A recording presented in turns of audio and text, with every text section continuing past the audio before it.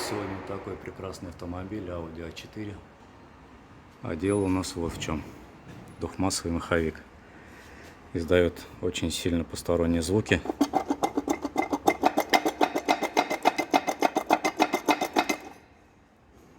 Почти весь день ушел, чтобы демонтировать коробку передач.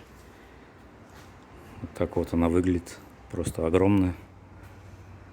Разбирать очень долго, очень много и очень неудобно. Ну что, в принципе, справились. Ну вот, для сравнения, два маховика. Это восстановленный маховик. То есть нормально все. Вот тот, который я снял.